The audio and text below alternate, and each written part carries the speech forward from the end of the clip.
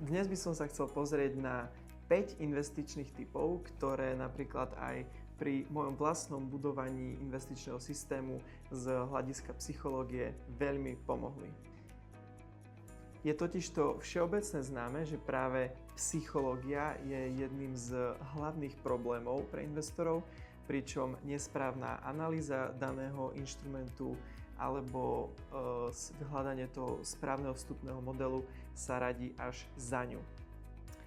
Prvým bodom a z môjho pohľadu tým najdôležitejším bodom je fakt, že na kapitálových trhoch sa môže stať čokoľvek a investor nikdy nezíska akoby nejakú 100% istotu, že je na tej správnej strane trhu a že jeho investícia zákonite musí skončiť v zisku. Je to dôležité si uvedomiť hneď na začiatku a na základe toho sa nejak prepracovať k tým ďalším bodom. V nadväznosti na to investor ani nikdy nepotrebuje disponovať 100% istotou, keďže na základe našich vstupných kritérií sa pravdepodobnosť investície znižuje alebo zvyšuje a na základe toho my upravujeme dané riziko. V štruktúre ako keby tých investícií v tom danom súbore jednotlivé investície, niektoré sú ziskové, niektoré sú stratové, no v rámci celku viem teda, že ten systém je ziskový a tak tie stratové investície opäť beriem ako prirodzenú súčasť investovania. Tretím bodom by som chcel poukázať na fakt, že ten vstupný model, teda súbor faktorov, ktoré zvyšujú pravdepodobnosť, získavam ako keby iba pravdepodobnosť toho, že sa stane jedna vec namiesto druhej.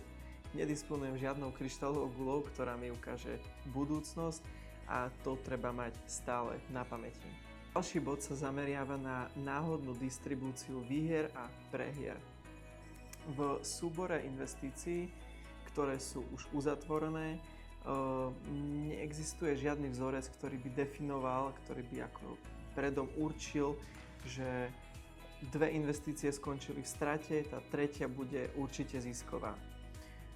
To, ako sú v tomto súbore usporiadané tieto investície, teda nereflektuje žiadny vzorec a treba mať na pamäti, že nie je pravidlom, ak napríklad určitý počet investícií skončí v strate, že tá ďalšia bude zisková.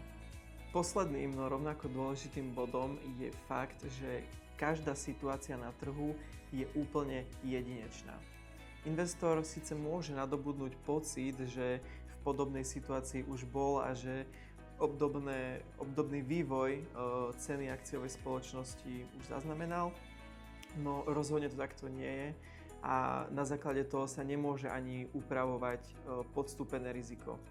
Uvediem príklad, ak sa vám napríklad zdá, že teda v tejto situácii už tá daná spoločnosť bola, tá cena reflektovala určitý vývoj, a teda získavate nejaké tušenie, že toto by mohlo byť ono, no takto to opäť určite nefunguje a určite by sa nemalo zvyšovať ani podstúpené riziko v prípade, že máte dojem, že v tejto situácii ste už boli, alebo teda tá cena akciovej spoločnosti už v takejto situácii bola.